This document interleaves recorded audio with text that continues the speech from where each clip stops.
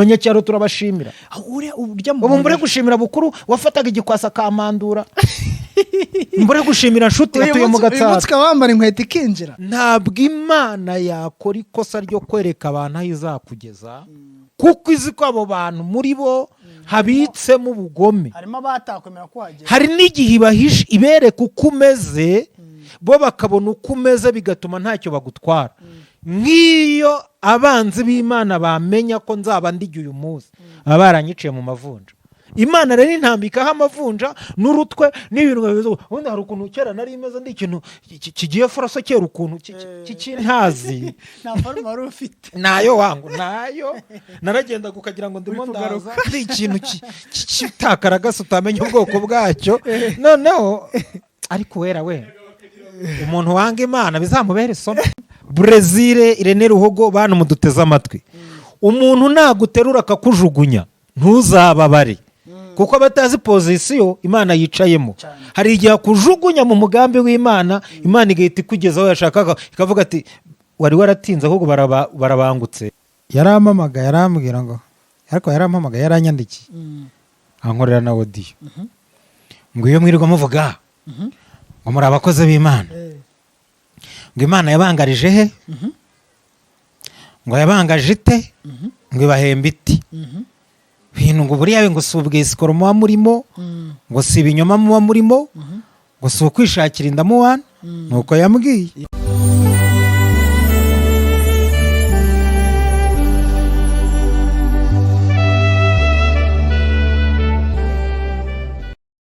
bakunzi bazabona icyo na Bohoka, turabasuhuje mu izina rya Yesu Kristo. amahoro y'Imana nabane namwe. dushima Imana cyane ko ikomeje kuturinda nubwo bitoroshye mu isi, ariko turi amahoro. umuririmbyi niwe waririmbye indirimbo avuga ngo ubwo Umwami Yesu ankunda ndamahoro.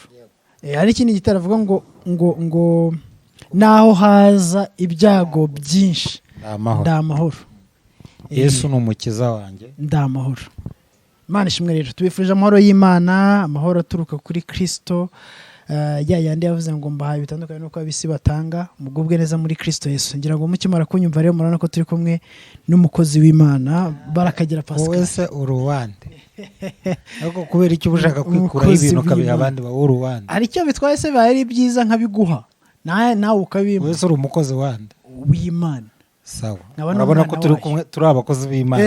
Yes, turi abakozi b'Imana. duhuriye hano mu kiganiro tugiye kujyana, nizera neza yuko kibuze gufasha benshi, ariko kandi kuri kamera turi kumwe n'umukozi w'Imana Irene Ruhogo. Yes, abantu bari bamukumbuye bikomeye muri iyi mvubura amatsiko. Amaze iminsi mbona kuri stati yandikaho ngo bene data ngo covid iriho kandi irakomeye. Kareka buriya utaranirwa agaramye agira ngo ijuru riri hafi. nta bindi mvuga n'ibyo byonyine. kandi umuntu yakubwiye ngo irakomeye nyine ugomba kubyumva yuko bikomeye. Imana imuhe umugisha rero yuko hari amahoro. wakwibaza ngo niyo mpamvu yatumye atagaragara. iyo mpamvu turaza kuyimenya nayitubwira, ariko natanayitubwira nta kibazo. gusa abadukurikiye tubaha ikaze mu izina rya Yesu, kandi nawe tuguha ikaze mu izina rya Yesu. Mwarakoze cyane cyane cyane. Imana ibahe umugisha, abadukurikiye bahabwa umugisha. hari umuntu wigeze yambwira, yarampamaga yarambwira ngo ariko yarampamaga yaranyandikiye ankorera na audio ngo iyo mwirirwa muvuga ngo muri abakozi b'Imana ngo Imana yabangarije he ngo yabangaje ite ngo ibahembe iti bintu ngo buriya ngo subwe isikoro muba murimo ngo si ibinyoma muba murimo ngo si ukwishakira indamuwana nuko yambwiye. ndangije ndamubwira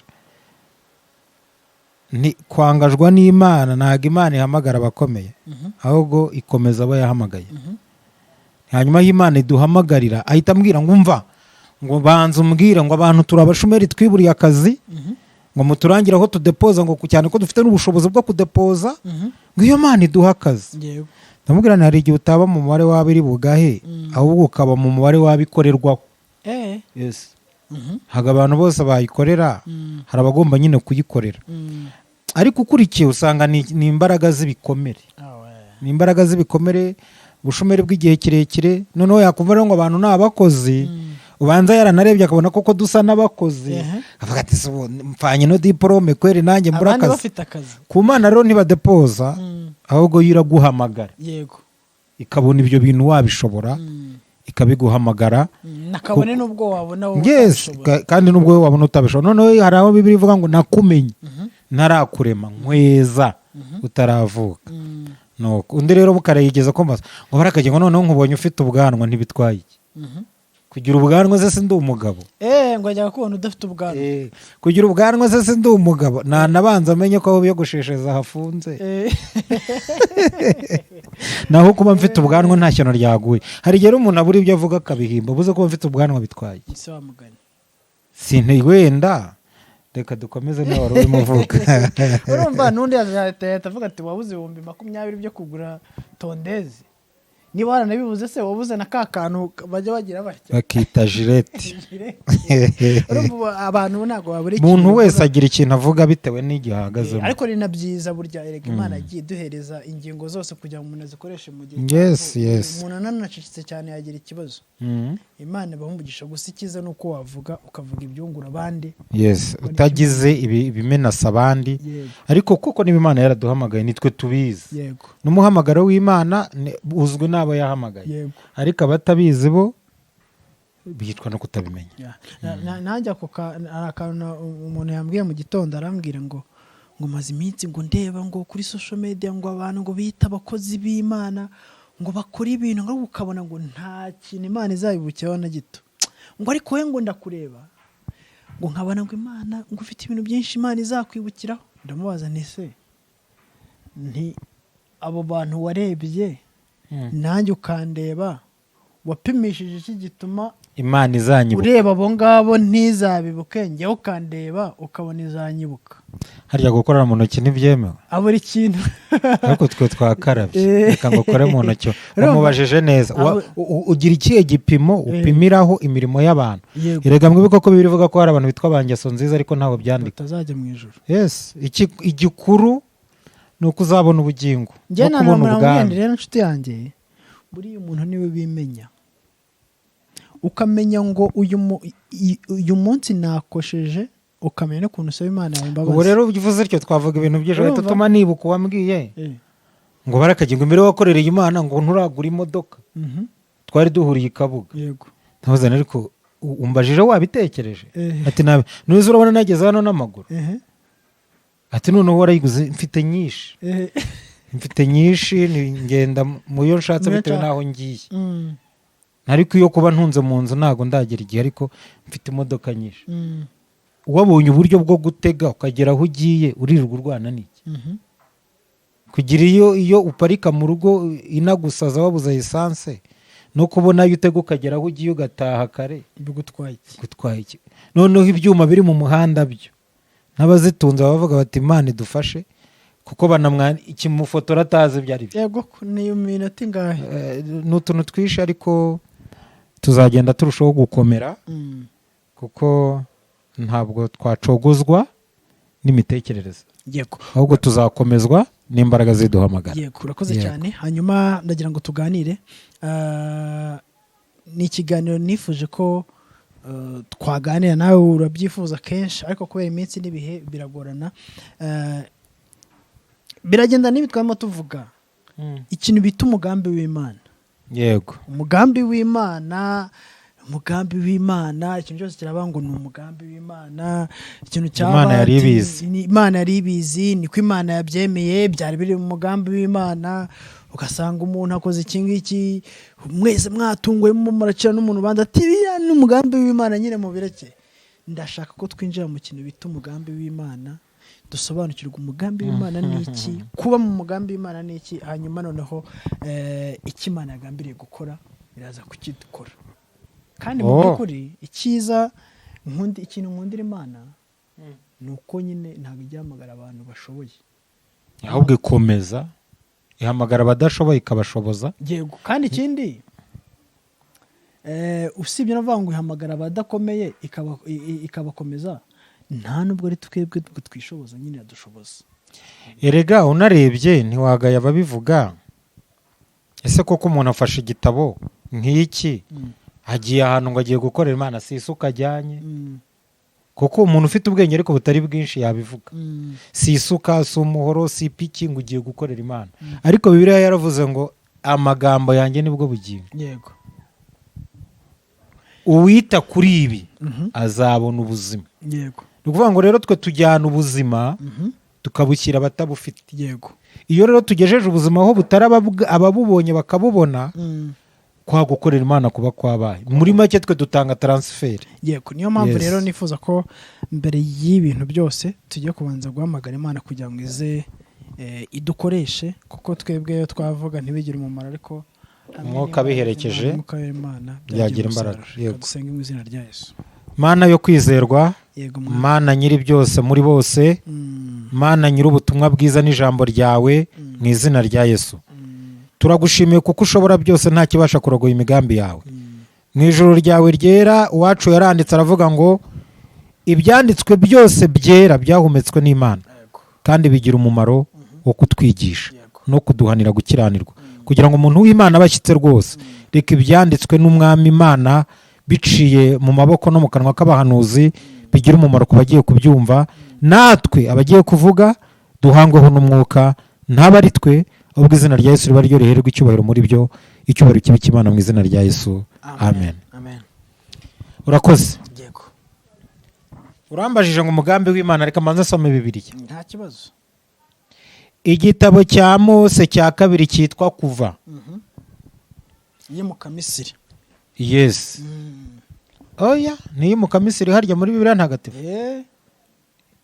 Yes, ni yimuka Misiri. Noneho umva uko kino gitabo Bibiliya kivuga.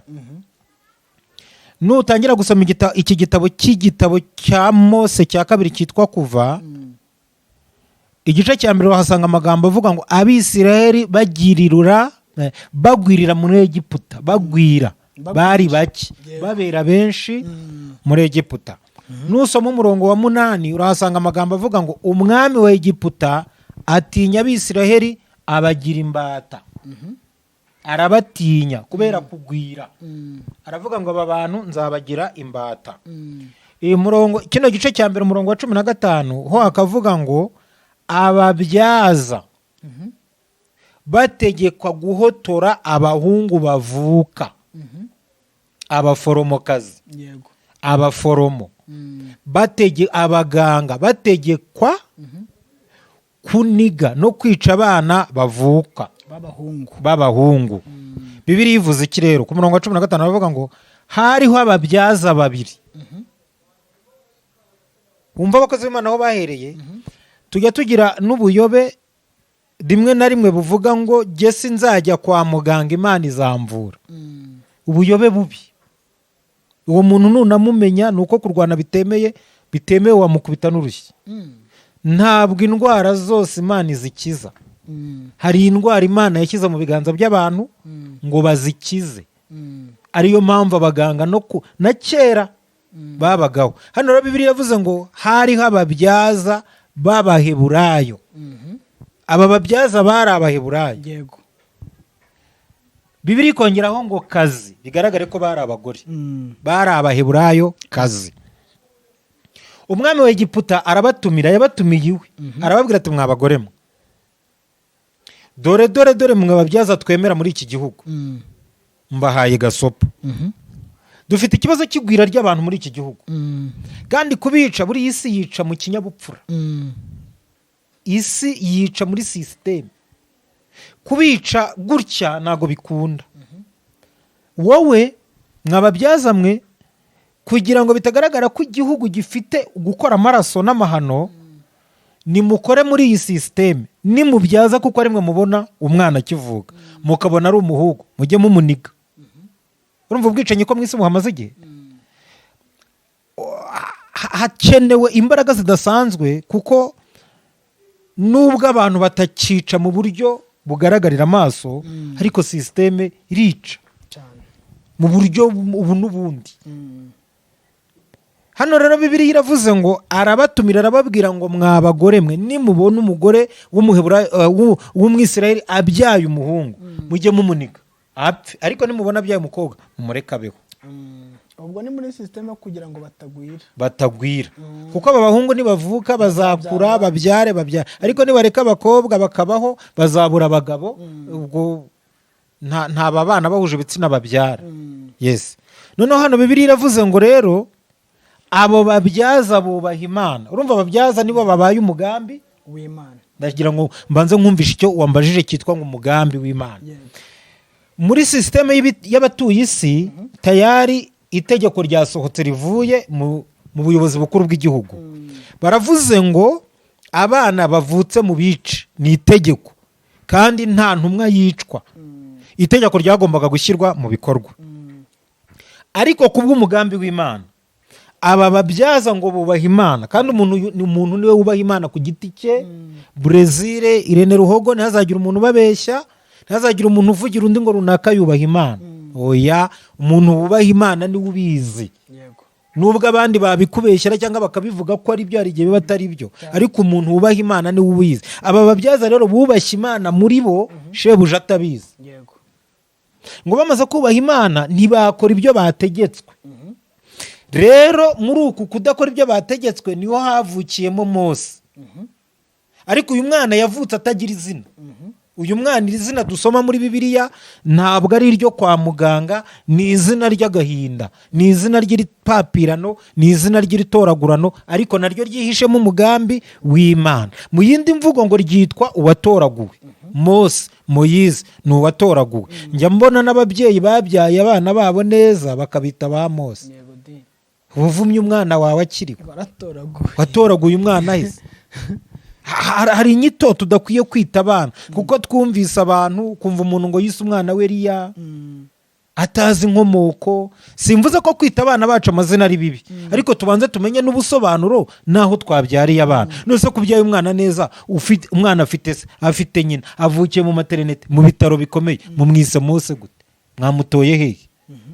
Umwana mumuteye umuvumo w'ubwo hakiri kare. Ko muzi ko ngo Mose yakoze ibitangaza, yabanye n'Imana, ariko yabanye n'Imana byanyuze mu makuba. Ubwo rero uyu mwana wawe nawe hari ibindi utekereza ko yazaba byo, ariko bidashoboka. Nuko aha rero ngo aba babyaza bagirira umugisha ku mwami. Bibiliya iravuga ngo umugabo wo mu muryango wa Lewi, icyo ni igice cya 2, aragenda arongora umukobwa wa Lewi. Uwo mugore asama inda, abyara umuhungu, maze abonye ko ari umwana mwiza amuhisha amezi 3. Hari harabaye iki? Hari harabaye ubugome bwo kwica abana b'abahungu. N'uwari umaze iminsi avutse baramushakaga bakamwica.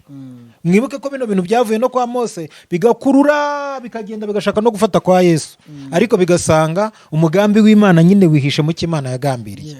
Noneho ngo haciye iminsi, nyina w'umwana amubyaye amubyara neza. Aba babyaza umwe yitwa Puwa, undi yitwa Shipuwa. Ngo baravuga ngo mubyeyi ubyaye umwana mwiza w'umuhungu, kandi uyu mwana ntitwamwica. Noneho ngo bafata uyu mwana, nyina ananiwe kumuhisha amezi 3, aravuga ati umwana wanjye atapfa ndeba. Ngo aramumanukana, mubohera akato kari mu rufunzo, amujyana mu mazi. Mushiki we, niko Bibiliya ivuga, ngo aramwitarura ajya hirya ngo amenye ibiza kumubaho. Umva ukuntu Bibiliya rero iryoshye. Mu mugambi w'Imana, umvara, mu mugambi w'Imana umwana w'uwatanze itegeko ryo kwica abahungu niwe warokoye umuhungu. Sinzi niba mvise ibyo mvuze. Umwana wagombaga kugira gute? W'uwatanze itegeko ryo kwica abahungu niwe warokoye umuhungu. Bishatse kuvuga rero ngo Brazil Irene Ruhogo, bana muduteze amatwi, umuntu naguterura akakujugunya ntuzababare, kuko abatazi pozisiyo Imana yicayemo. Hari igihe kujugunya mu mugambi w'Imana, Imana igahita ikugezaho yashakaga, ikavuga ati wari waratinze ahubwo barabangutse, bankoreye akazi nari kuzikorera igihe kirekire, none urabangutse, reka mpite nkugezaho ngomba kukugeza. Ubu dufite abantu badukurikiye cyangwa bazanadukurikira bari bazi ko bapfuye bageze aho bageze, ariko birangira ariho bakuye ubuzima. Yego, biravuze ngo ku bantu wenda batahita bumva ibintu neza nkanjye, byumvije ntinze ariko nabyumvije. Ngo umwana wagombaga kwicisha umuhungu niwe warokoye umuhungu. Biravuze ngo umugabo watanze itegeko ryo kwica abahungu ari we Farawo.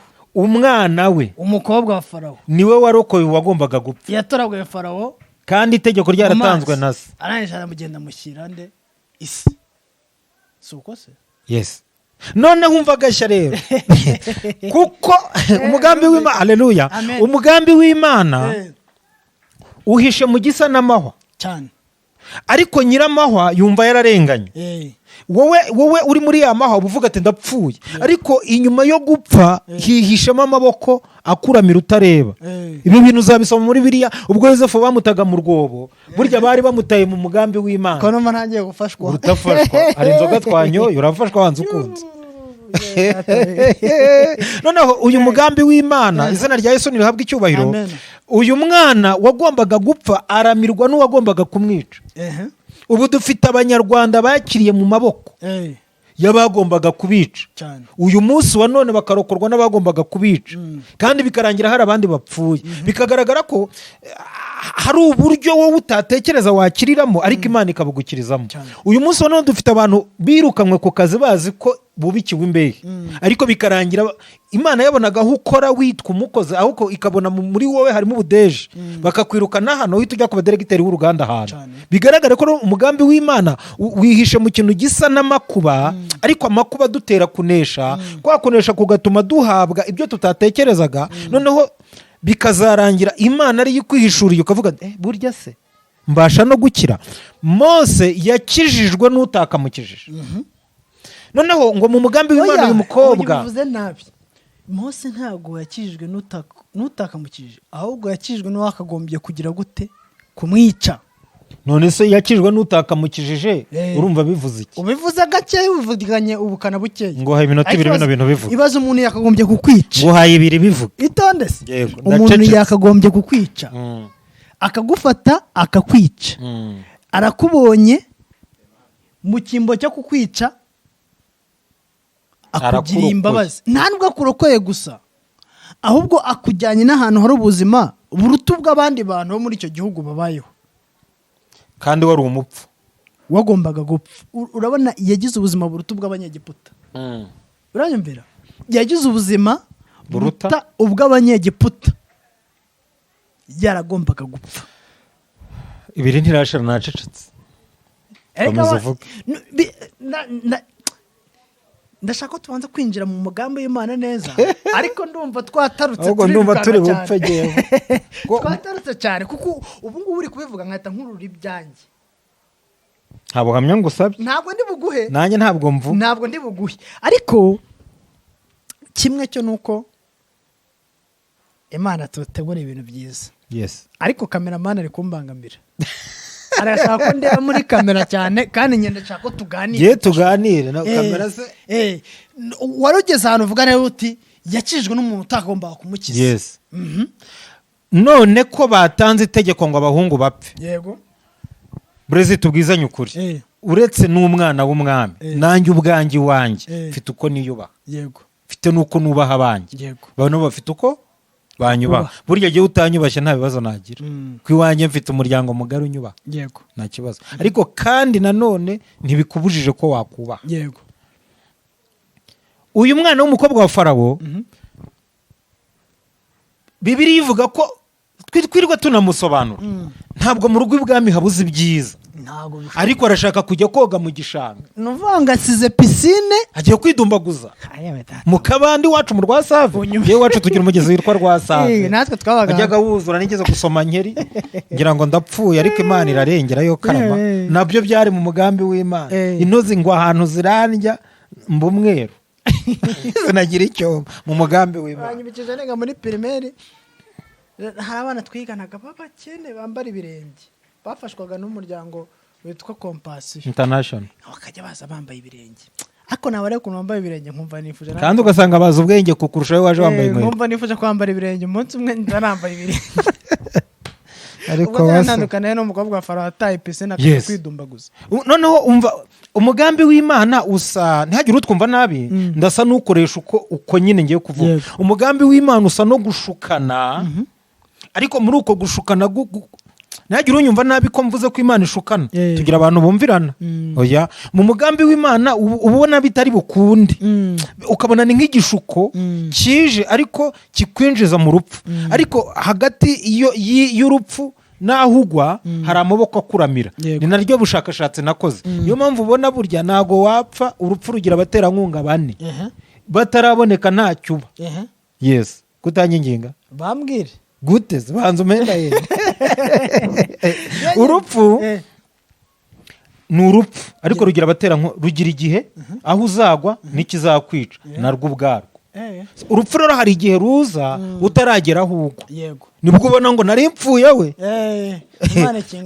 noneho hari n'igihe ugera aho ugwa ikikwica kitaraza nabwo ukabura rokotse ubu dufite abantu bageze aho bagwa ikibica kitaraza barahava dufite n'abantu bageze aho ku kibica aho bagwa batarahagera barahava dufite n'abantu bageze ku gihe cyo gupfa ariko urupfu rutarahagera ntibagira icyo baba abo bagenda barokoka ariko byose bigaruka mu ijambo rivuga ngo nyuma y'ibyo uzapfa noneho yes nyuma y'ibyo nubwo wari urokotse ariko nyuma yarwo uzapfa ariko cyagiye ntabwo rwari urupfu kwari ukwibwa ariko igihe kizagera jewe wowe namwe na twese tuzapfa wabona ari nanjye uzagenda mbere ariko kajya mu ijuru beka bitwaye iki nta kibazo na kimwe noneho uyu mwana w'umukobwa wa Farawo ngo aza koga ataye iwabo mu gipangu ngo mbere yuko yoga abona akantu mu mazi ubutesesha mbega akantu keza kandi wibuke ko nta mukuru usaba kuvuga ngo mbega akantu keza gusa bahise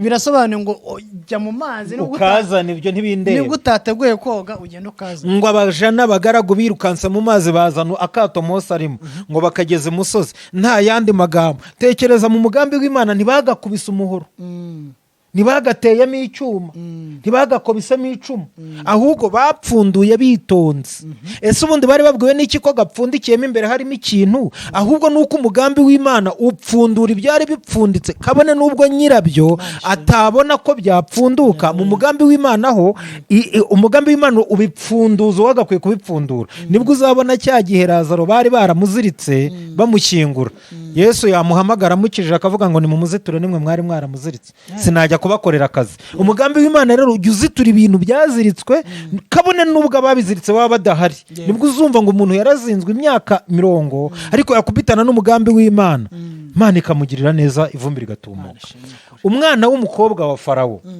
bamuzanira akato apfunduye uzi icyo yasanzemo ngo yasanzemo umwana karimo karira ngo umva bibiri kuvuga amugirira impuhwe Miriam ari hirya cyangwa se mushiki wa Mose maracungira hirya umva ko yahise aza yirukanka uyu mwana bari kumwica bavuga ko yabikoze bishaka cyangwa se muri iyi mvugo yacu igororotse yabyaye umwana utemewe n'umwana utemewe cyangwa n'umwana utateganyijwe yabyaye umwana utateganyijwe ariko icyo gihe bari kumwita ko yabyaye ikinyendaro yaje kukiroha bari kumufata nk'umuntu waje kwica bakamufata nk'umuntu ugira ngo abanze arebe ibyo bintu uriya mwana wari ucunze musaza we kuko yari umukobwa yari kubizira ariko kuko mu mugambi w'Imana hihishemo kurengera urengana no kurenganura abarengananywe nawe no kurengera abarengananywe nawe bituma uriya mwana agira umugisha bituma na nyina agira umugisha dore igitangaza rero yaturutse iriya yiruka iyo umugambi w'Imana uje hari ibitekerezo abantu badatekereza Brazil gutekereza ngo Brazil ni uwo kwande muramuha akazi ari uwo kwande muramuha akazi ari uwahe iyo umugambi w'Imana uhari ntago bitekerezwa iyo umugambi w'Imana uhari bya bindi bavuga ngo muramushingira ari uwo kwande mushyingiranywe nawe kabuki reka mugambi w'Imana iyo uhari bahita bavuga ati ahubwo ntimutinde uriya musore ni wari ukwiriye uriya mukobwa ni wari ukwiriye kumukazana wacu kubera iki umugambi w'Imana uyu mwana umva ikintu cyanteye ubwoba ngo arambura ukuboko aramubwira hello nakurangira umuntu wakurerera uwo mwana uyu mwana w'ibwami ko atarinjije ntanashubije agatima inyuma ngabaze ngo uyu mwana w'umukobwa umbaza ngo yandangira umuntu wanderera uyu mwana nuwahe aravuga ati yo munshakire munzanire umva gashya Miriam ngo yarirutse twibukiranye ko ibwami hari yabaja benshi nabo bazanye nawe bari kubabaja kubw'itegeko, ariko kubw'umugambi w'Imana. Imana ntishobora gukora ikosa. Ntihagire unyumva nabi ko Imana ikora amakosa tugira abantu bumvirana. Ntabwo mvuze ko Imana igira amakosa, ariko ntihagire unyumva nabi. Ntabwo Imana ishobora gukora ikosa ryo gufata ibintu byawe ngo ibihe abandi wowe udahari.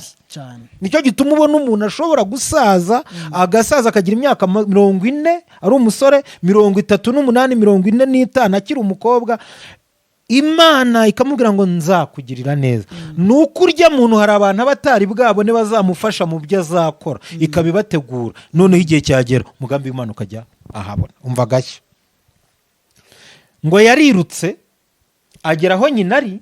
Wumve umubyeyi wabyaye ntayoberana. Aramubwira ati ma, abanteze amatwi babyumve, ibi ngiye kuvuga n'ibitekerezo byanjye, ntaho mbisomye nta naho nabisomye. Miriyamu yageze, mwumva uko Miriyamu yabwiye nyine, ibyo n'ibitekerezo byanjye. Mama, ishyano ricitse umurizo. Urakora iki kugira ngo batamenya ko uri umubyeyi, ko mu mvugo y'iki gihe ko nkoze umuti? Nyina ati ariko n'ubundi iyo nkureba mbona uzankiza agakobwa kanya. Ati umwana baramutoye kandi atoraguwe n'umuntu ukomeye. Mama, shaka ibintu kubite mu mabere, amabere atikora. Shaka ukuntu wigenza, wikoreho tugende. Umukobwa perezida atoraguye umwana wawe. Nyina n'igihubahuba ariruka atunguka ku mukobwa wa Farawo. Yamutungutseho bataragera imuhira. Musome Bibiliya. Ntago bageze imuhira, yamusanze mu gishanga. Mbibutse ko umugambi w'Imana utazadusanga aho tujya, ahubwo dusanga aho turi ukatujyana aho tujya. Urabyumvise? Ndabyumva. Mvuze ngo iki? Umugambi w'Imana ntudusanga aho tujya, ahubwo dusanga aho turi ukatujyana. Sawa. Abantu bari mu nzira rero muhumure, murimo murajya mu mugambi w'Imana, byanze bikunze bizakunda. Mukanya nkako guhumbya bari bamugejejeho. Umva gashya mubyeyi, mva icyubahiro. Ubu hari abantu barwana ngo babuze icyubahiro. Have umugambi w'Imana nuza kizizana. Aho nashatse baranyanga. Iwabo w'umugabo ntituvuga rumwe, iwabo w'umugore wanjye ariko iwabo w'umugabo akenshi ngo badakunda kuvuga rumwe. Sinya numva abantu bakunda gutaka ngo iwabo w'umugore ntituvuga rumwe. Ni iwabo w'umugabo. Abantu benshi abo batavuga rumwe ni iwabo w'umugabo. Iwabo w'umugabo ntituvuga rumwe, baramukaze dirire. Noneho uyu kugeza ku rwego urihangana guca mu ijambo. Bitwaye iki? Kugeza ku rwego abakobwa basigaye bahura bagahana ibitekerezo ku buryo umwe avuga ati byakabaye byiza nubatse urugo, umugabo wanjye adafite famiye, ubwo nuko adafite nyina na se, nibwo nagira urugo rwiza kuruta gushaka umugabo ufite nyina. Ariko umugambi w'Imana hari igihe urenga kuri ibyo ukagwa ahantu ukwiye kugwa. Dore icyanejeje umutima. Uzi ko ngo yamugeze iruhande Brezil, aramubwira ngo mubyeyi, wankundira kurera uyu mwana nkazaguhemba. Aramwinginze arangiza ashyiraho aramwingingira ibye. Umugambi w'Imana iyo ugarutse usubizwa ibintu byawe, kabone nubwo wabyambuwe ugatorongera bakagutorongeza, ariko umugambi w'Imana nubigeramo, ari uwabikwambuye azagusaba imbabazi, ari uwabiriyeho akwishyure n'indishyi. Umugambi w'Imana have nduguyanga, umugambi w'Imana ni ikintu cyihisha ahantu, kandi ntabwo umugambi w'Imana ukuraho umubabaro. Oya, ahubwo umugambi w'Imana udutera kurindirwa mu mubabaro. Yego, uranyumvise ra? Ndi kubyumva. Dore icyantejeje umutima. Uzi ko ngo yamufasha akamuha ibikenerwa, ariko ntamutwara akamujyana kumurerera ibwami. Umukobwa agasaba se audience, akamubwira ati papa natoye umwana kandi ndabizi uri mubi, uriya mwana numwica nanjye nziyahura. Uriya mwana w'umukobwa wa Farawo niwe watanze itegeko kuri se, ubundi yari gupfa.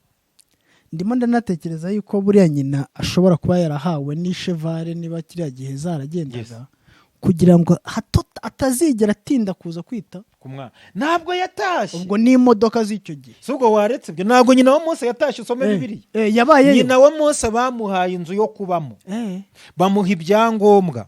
Uwitwa David Mora we yaranditse aravuga ngo uyu nyina wa Mose igihe yari aho ngaho bakimuha amata, kwa kundi bakoroga amata muri bibero ngo bayaha abana, nyina wa Mose siko yabigenzaga, ahubwo yarakorogaga akayanywa.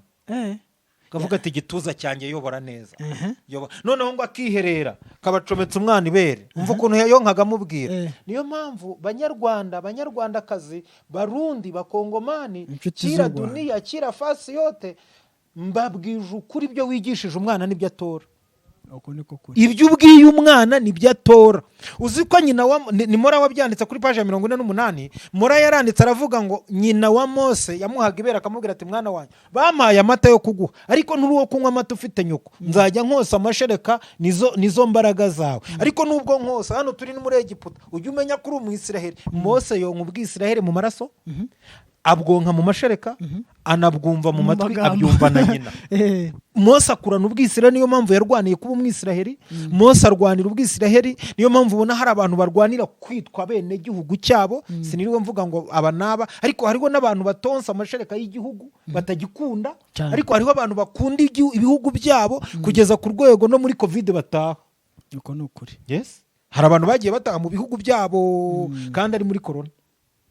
Mose ngo yonka amashereka arakura, umwana azana amatama, umukobwa yageza gusura akavuga ati mubyeyi urarene. Uzi ko nyina wa Mose yahembwaga arera n'umwana we. Yagira ngo mbwire abantu bakubititse ko uzi ko burya Imana ihemba abarokore kandi bare no mu mibabaro. Yego. Ubone gutekereza yuko umukobwa wa Farawo yaza akamwatuza ko uri umubyeyi, uzi ko wagira ngo uri umwana, ni umwana wawe. Icyana cyari cyarazanye ibitama bigera nko muri kaburimbo kiryoshye rwose, ukireba ukavuga ati iki cyana ni sawa, kimeze neza. Noneho nyina umukobwa wa Farawo akajya avuga ati ndishimye, abagande no babivuga neza ngo twashemererwa munonga. Urumva yabaga yishimye. Noneho ngo agahita amugabira n'ibindi, umubyeyi agafata umwana nk'umwana we. Mu mugambi w'Imana hari igihe wagira ngo urapfuye nyamara udapfuye. Tutavuze amagambo menshi, byarangiye Mose akuze. Mose aragabirwa, Mose yitwa uwaho, ashingwa minisiteri ikomeye, abo wa kabiri kuri Farawo, kandi yari umwe mu bajugunywe mu gihugu. Birangira Imana imugiriye neza, inamukoresha kuba umwe mu bazakura ubwoko bw'iwabo mu gihugu cy'abagome. Imana iguhe umugisha. Mose wari ugiye kwamburwa ubuzima ahabwa ubuzima, nawe abuha abandi, atanga ubuzima. Akuze atanga ubuzima. Uyu munsi rero natwe ngewe nkubwiye nuko twavuze ngo nta buhamya dutanga, ariko natwe tubona turi abantu bakwiye gutanga ubuzima kuko twahawe ubuzima. Nicyo gituma tubwiye abantu ngo nimukomere mu mugambi w'Imana, hihishemo imbaraga zikomeye mu mugambi w'Imana. Nk'ubu ariko ntekereza ko nta mukunzi wa Zaburi nshya cyangwa nta mukunzi wa Bohoka utabizi. Mu minsi yashize napfushije umwana. Yego. Arapfa. Noneho hari amata kwa muganga bari barantumye ndayabura. Yaramaze umwaka urenga arwaye. Hari amata kwa muganga bari barantumye ndayabura pe. Noneho umwe mu bavandimwe banjye ntacyo ari buntware kumuvuga, yitwa Claire, abakuri. Arambwira ati hari ahantu nyabonye, arayanyoherereza. Noneho yanyoherereje umwana, twamuhaye uducupa 2 arapfa. Ubwo uzapfa niwe wamuhanida arapfa. Uzapfa ntacyo wakora ngo adapfa, ni uko wabigira kose. Urumva uducupa tungezaho ari 10 muha 2 ahita apfa, sigarana 8. Sigarana 8, nibaza ko nzadukoresha, nsanga nta wundi mwana batwandikiye. Ejo bundi lockdown itangiye, batwandikira umubyeyi. Batwandikiye umubyeyi umwe arayabura. Ayabuze bamurangira ko ngo nambaza we nayakuye, mubwira ko nkiyafite. Ati nkugurire. Haruna ari nayakize ngo adapfa, agiye yarayafata. Mba mbonye ibiryo bizantunga muri lockdown. Yego. Urumva umugambi w'Imana. Umugambi w'Imana wihishe mu bibazo nagize, ariko habitsemo na account zantunga ubuzima. Urumva uburi kurya. Urabona nsa n'umuntu utarya, reba do. Ndaho nta bibazo bihari. Ibihari ni nk'iby'abandi bose, ariko ngiye nta kibazo cy'umwihariko mfite. Ntacyo. Ibyo mfite ni rusange, bimwe by'umwihariko ntabyo. Kandi urumva Imana yagize neza ubwiko iyabika, ariko icyo gihe sinari kubasha kwisevingira utwo dufaranga, itubika muri iyo miti. Yego. Noneho hageze igihe cyo kurya iratungurishiriza. Haza udukeneye ariko wifite kandi aza mu gihe kibi. Urumva umugambi w'Imana uhishemo imbaraga zidasanzwe. Rimwe na rimwe iyo tutarabona ibintu by'Imana biba, tugira ngo turapfuye. Nk'ubu hariho ikibazo cy'isi yose lockdown, coronavirus. Ariko muri coronavirus ntibigutangaze ko iyi coronavirus hari abantu yaviriyemo umugambi w'Imana kugera ku masezerano. Ntibigutangaze cyane ntibigutangaze cyane, kuko iyo ugenda mu muhanda ubona abantu bubaka kandi abandi bahagaze. Iyo ugenda mu muhanda, umugambi w'Imana ashobora gutera ikibazo mu isi kikica bamwe, abandi bakakiriramo, kandi ugasanga byari mu mugambi w'Imana. Bibiliya ivuga iki? Irene araza kuduha ubuhamya, hari umuntu ukomeye wagaburiye undi, ntaho bari kuzahurira. Mu mugambi w'Imana turebere muri Bibiliya, tureke kuvuga n'ibyo twabonye n'aha, dore ko abantu batanabikunda, twivugire Bibiliya, ijambo ry'Imana. Reba mu mugambi w'Imana umwana witwa Yefuta. Yefuta ngo nyina yamubyaye ari umuntu mubi, amubyara mu bihe bibi, ariko Yefuta ngo abantu bose baramwanga. Umwana watangije ubumayibobo mu isi ni Yefuta. Mukuru wa mayibobo ni Yefuta. Mukuru w'abamarine, hagira utwumva nabi twebwe abana bo mu muhanda bakunda gupanda imodoka tubita abamarine. Hataza kunyumva nabi rero, umumarine wibera mu mazi ngo agire ngo niwe tuvuze. Ntaho muhuriye no kwa Yefuta, muri ingabo z'ibihugu mukorera. Izi mayibobo mukuru wazo ni Yefuta, ni umwana wo kwa Yefuta. Noneho Bibiliya iravuga ngo uyu mwana ahura n'ibibazo bikomeye, ariko ngo Uwiteka kuko yari yaramubitsemo umugambi we, ngo yabyarwaga n'uwitwa Geriyadi, baramuta. Ariko arangije araburana aravuga ngo Uwiteka we ntago nabyemera. Birangira bwa bumayibobo bwe nako akuhara amagara kwe, bamushatse ngo aje kubafasha kurwana intambara. Arangije arababwira ati hoya sinzaza, mwanyirukanye mu bya data, mumpindura incike n'inzererezi, ndagaruka wo gukira. Barabwira ati turabizi ko Uwiteka ajya anesheje amaboko yawe. Ngwino, ngo arabarahiza arababwira ngo muzemera ko mbayobora, muzemera ko nsubiza ibyanjye. Ngo aragenda Uwiteka aramuhira, abarwanya ababisha barabatsinda, bagarutse bamugira umuyobozi wabo kandi bari baramwirukanye. Urumva rero hari ubuzima bubi tubamo tukagira ngo nta mugambi w'Imana ubamo. Twihereho turebe Barakagira,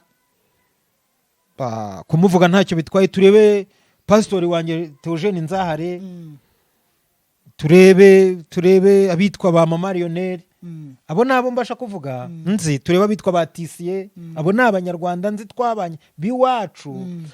Kera uwatubonaga twari ingegera zongeyeho ingeruza, kandi ingegera yongeyeho ingeruza ibyara imbesire, yitwa imbesire. Twari ibintu bidasobanutse, abana kwitaga amatarika amajyanje, wakongeho rutwe ndugo yawe byongereho.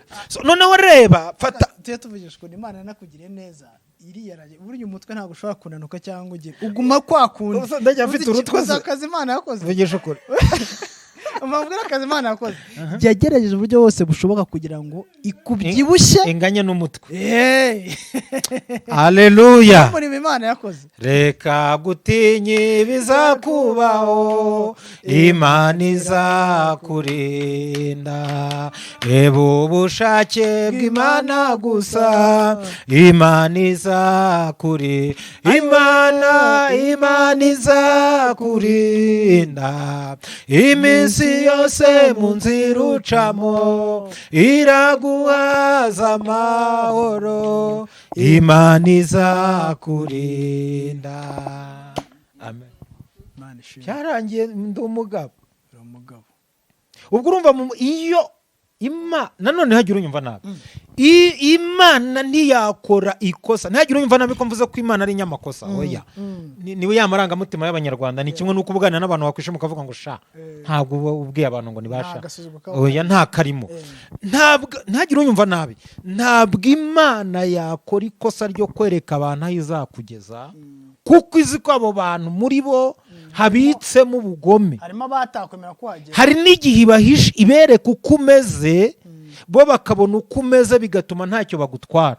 Nk'iyo abanzi b'Imana bamenya ko nzaba ndigiye uyu munsi, baba baranyiciye mu mavunja.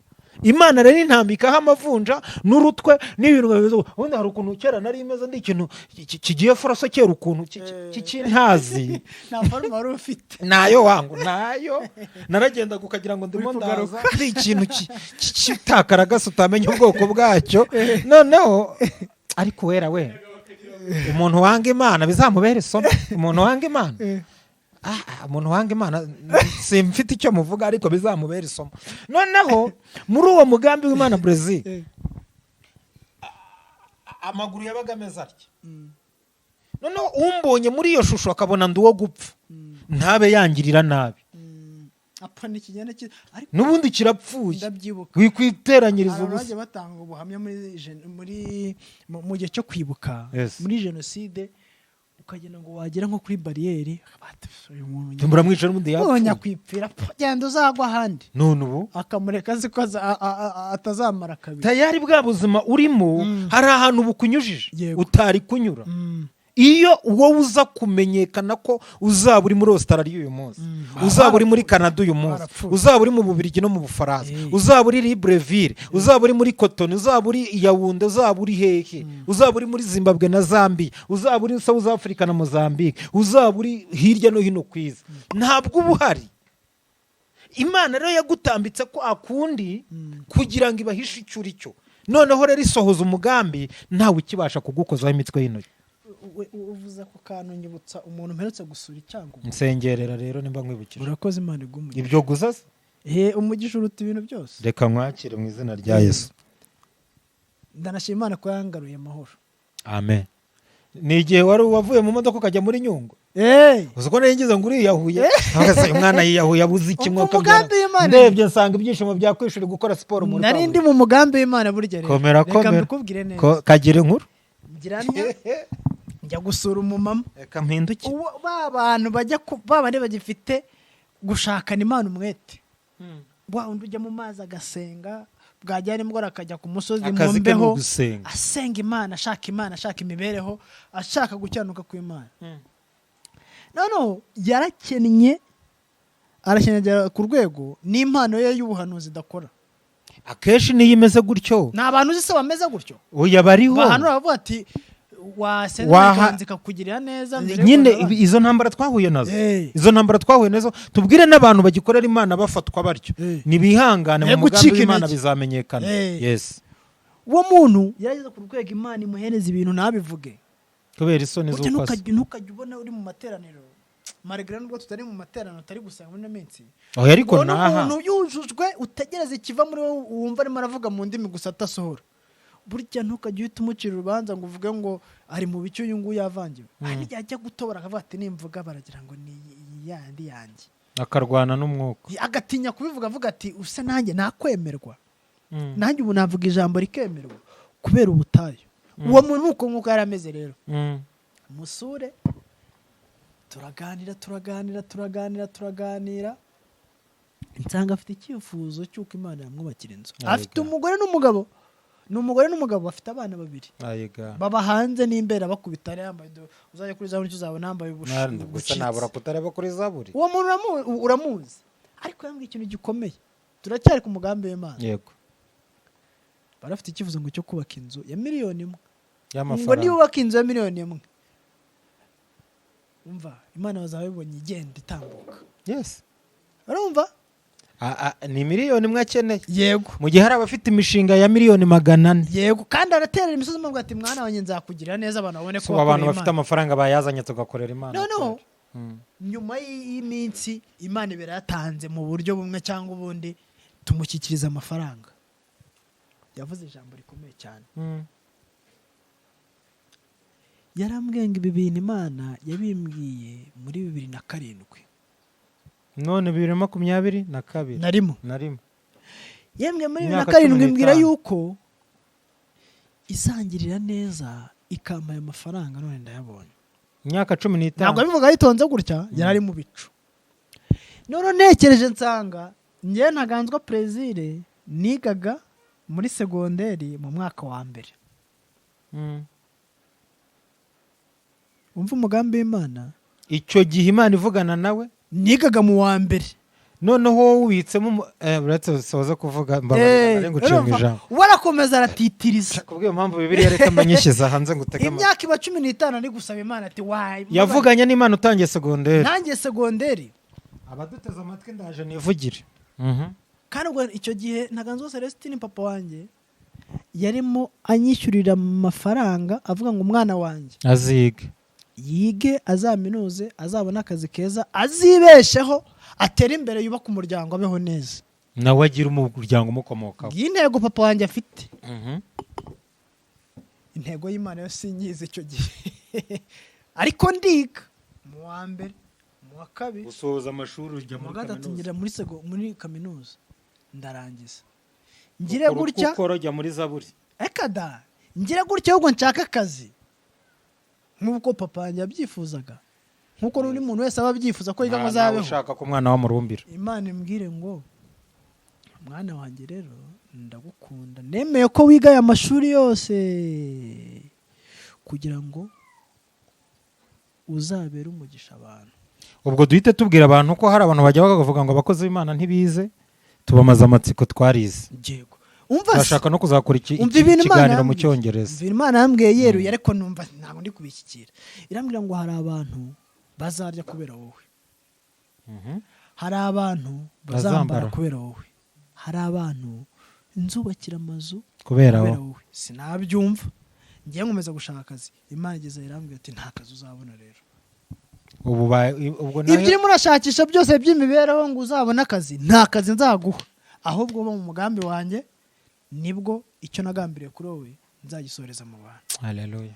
Nyuma yuko numvishe none ikimana inshakaho mbyemera nyo mbyinjiyemo nyo ni naho byaje kugira gute, ni naho byaje kuviramo umusaruro wa mubyeyi w'icyangugu kubona ya Imana yavuganye nawe utangiye ntangiye kwiga nishakira imibereho. Ndahita nsoreza kandi igihe ikiganiro ndagishoza.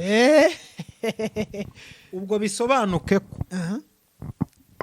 gutinda kubona ibyiza yego bitavuze ko Imana yahagaritse umugambi kugambiriyeho. Nicyo yavuganye nawe kabone n'ubwo ahuri ubona nta nzira zabyo zihari. Yego imyaka 15 ishize Brazil yaratangiye ishuri. Ntangiye ishuri kandi ari nge Imana igomba kuzagira gute ubu rero hari ababyimise numva akantu kandi ndakibwiye n'umwuka arakambwiye.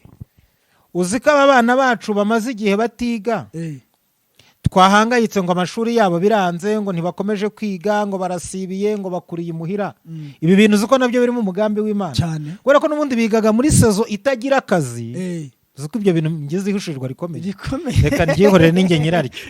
Ariko kuba abana banjye batiga ntacyo bitwaye, ahubwo bazagera igihe cyo gusoza kwiga ku isoko ry'umurimo aribwo bakenewe.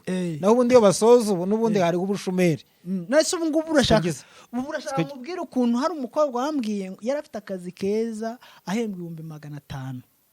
500 mu Rwanda ni menshi utaza kuyasuzugura. 500 sha nta bantu bakorera 30 hano mu mujyi. 500 mu kandi Rwanda ni menshi batunze n'imiryango.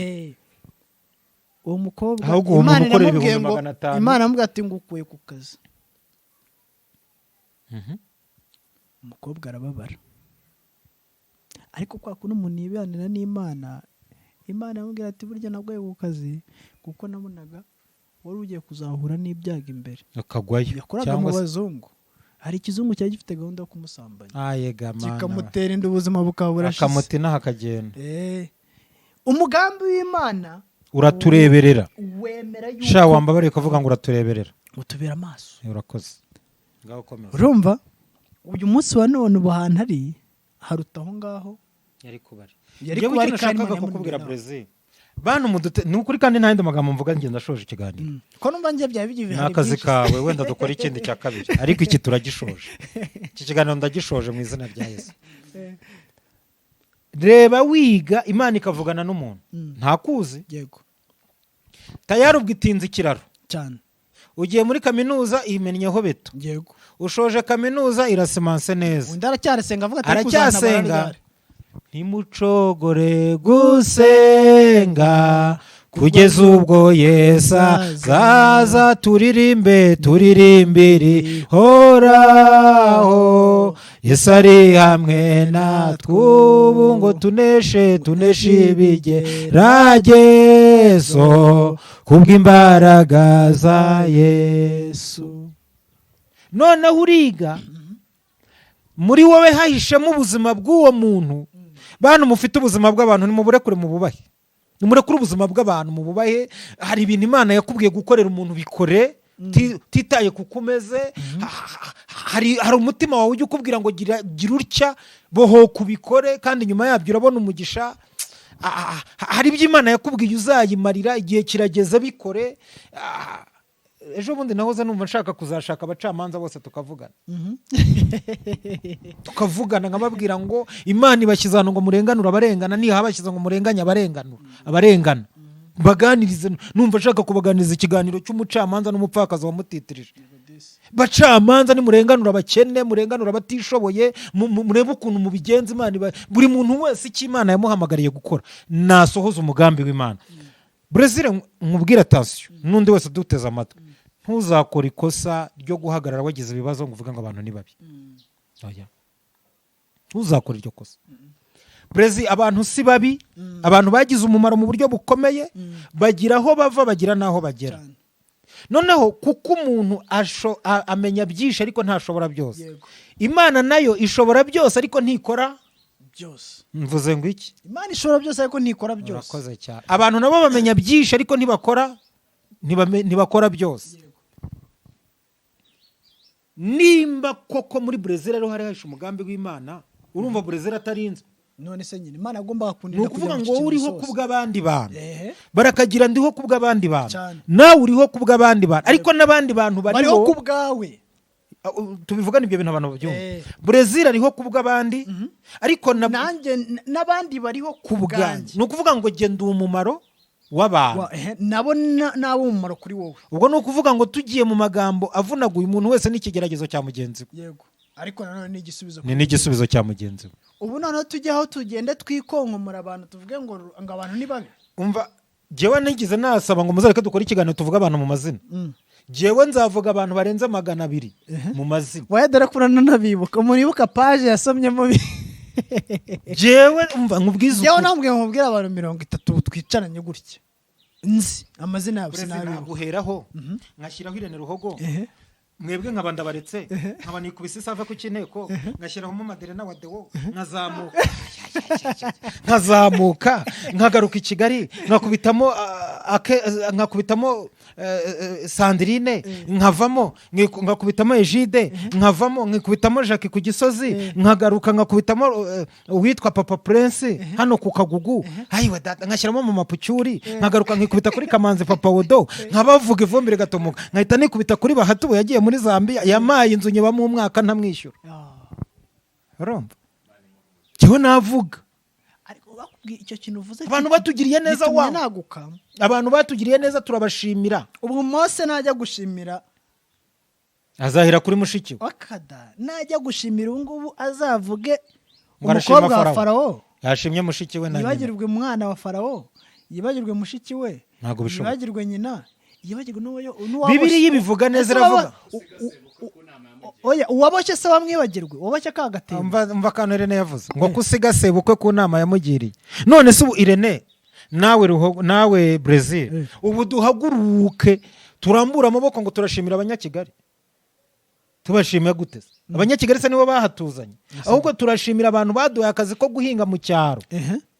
Yego tugashimira baduhaye amakese ngo tujye kubarangurira mu mujyi kwa Bihira tukaza bakaduha 100. Yego turashimira baduhaye imisiri yo guhinga.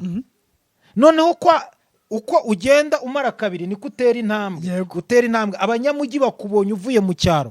Turashimira by'umwihariko abanyacyaro kurusha abanyamujyi kuko batubonye tungana gutya cyane. Abanyacyaro turabashimira. Ubu mbure gushimira bukuru wafataga igikwasa kamandura mbure gushimira nshuti yatuye mu Gatsata uyu wambara inkweto ikinjira. Ariko urabona ibingibi batagira ngo turiyemeye reka tureke kubivuga. No icyo ngiye kuvuga ngaho ubu tubure gushimira bitwa ba Mama Gabe n'abitwa ba musirikare muri Afrika y'Epfo bambe muri Mozambique. Tubure gushimira ba Oliver wajya gushimira ntabwo yarangiza. Ariko reka mbwira akantu kamwe tukiri ku mugambi w'Imana. Ubu tubura gushimira abantu batubujije kubavuga mu mazina batuye hakurya iyo ngiyo. Ndabihoreye ariko murabizi. Umugabo yitwa Revan undi yitwa Aniseti. Abo ngabo Imana yasoreje umugambi kabaha inzu. Bo bari kuyubaka. Ariko umugabo yarishimye aravuga ati kamubwire ngize umwuka arambwiye. Ati ngwigitoye. Haraye faranga toki. cyo nkundira ajya kuzana agatoki arakanza ati kandi muri iki kiganiro babona tubonyemo igitoki ati narabwiye Imana yuko aka gatoki nzagaho umukozi w'Imana none ndamubonye abarakampaye asa bureze ko nta rugo ugira kutakanyujeje muhira none narambwiye nako tuvugisha ukuri ati ubwo kuranshima ninjye ubikoze ko ari Imana ibikoze ati reka ati nubwo Imana ikoze ntabwo Imana yamanutse ngo impereze ayo mafaranga si Imana yambutse umugambi wayo kunyuzemo ati Imana yambutse nyungwe iransanga ahangaha ati Imana yarakoze igize neza ariko niyo mpamvu dukwiye gukunda abantu nibo nzira z'Imana niyo mpamvu nyambwira abantu nyamara nubwo hari ahantu ugeze ukaba wumva kabisa hari ahantu ugeze njye hari umumama nzi wambwiye ngo ngengeze ku rwego ruhura indege ari wenyine iyo ari wenyine tuzavuga abantu ariko nubwo ageze kuri urwo rwego nta namwe ashobora kugira atazakenera abantu Imana iguha umugisha reka iki kiganiro tugisoreza aha nakagaruka mu izina rya Yesu umugambi w'Imana usohore ku bantu bayo nta bindi nongeyeho ndafashijwe amen Imana iha umugisha abantu bari badukurikiye haba kuri Zaburi nshya haba kuri Bohoka ngira ngo iki ni igice ntekereza ko ari cya mbere bigendanye na komantere abantu bazashyiraho tuzakurikira igice cya kabiri hanyuma Imana niduha uburyo tuzagikomeza Imana umugisha reka twemerere barakagira Pascal dusengere hanyuma abantu b'Imana irushaho kubaganiriza narishoje gusenga Mana kubera nari mfashijwe ariko ndongeye kuko bitaturambira mu izina rya Yesu fasha umuntu wese arindira umugambi wawe kandi n'ufite umugambi wawe awusohoze ko wamutegetse mu izina rya Yesu amen shimira Imana kubw'abantu ikiganiro cyiza baduhaye cyari ikiganiro kiryoshye kandi cy'umumaro navako cyo gushimira Imana ibaha umugisha hari ikintu yavuze ngo nze kubaha ubuhamya ntago ari ubuhamya bwanjye nanjye mfite bwinshi bijyanye n'umugambi w'Imana ni ibintu byinshi ariko cyari kigendanye n'umuyobozi mu minsi yashize yabashije gusetsa umuntu binyuze mu mugambi w'Imana ni umuministre muramuzi ni Businge Johnson Busige agira gutya yandika abwira abaturage ati mukomeze kwirinda covid kandi mubiharanire ko bibi ibintu byacu kugira ngo tuve muri iguma mu rugo nuko umuntu abaramwandikira aramwatirega buriya wakirinda se wabasha no kurinda mu nda nta kintu kirimo ngerageje kubivuga muri amagambo ariko siko yamubwiye neza ahubwo yagaragaje ko umudiho uva mwitako cyangwa se hari ahantu bituruka noneho rero ndaramubwira ati se bimeze bite ati nimero ya mobile money agira ukuntu abigenza bivuga ngo umugambi w'Imana uca muri ministre ushobora guca ku muntu woroheje no ku muntu ukomeye umugambi w'Imana uca kuri ministre uyu musore arimo arashima Imana bivuga ngo nawe wabigikoresha Imana yakoresha president bivuze neza aravuga ngo mu ijuru ngo abantu batekereza ko hari ibintu bizahamanuka kandi koko nibyo hari abantu mwisi niko bimeze ijuru ntabwo tuzabona inote za 5 amadolari amayero amapaundi nta mafaranga uzigera ubona amanuka mu ijuru uzahabona hamanuka wa mugisha mbabwira aricyo cya gikundiro cy'Imana ariko kwa kurindwa n'Imana ariko ibindi bisigaye niwe kuboko kw'Imana Imana ibaho umugisha rero murakoze abakozi b'Imana bakoze kutuganiriza Shalom tubasaba ngo mubisangize abandi ibiganiro kandi mu gihe utari wakanda subscribe ubikore kugira ngo ujye ukurikirana ibiganiro bitambuka hano duharanire ko ubwami bw'Imana bwakaguka kandi bukaba bwinshi muri twebwe amen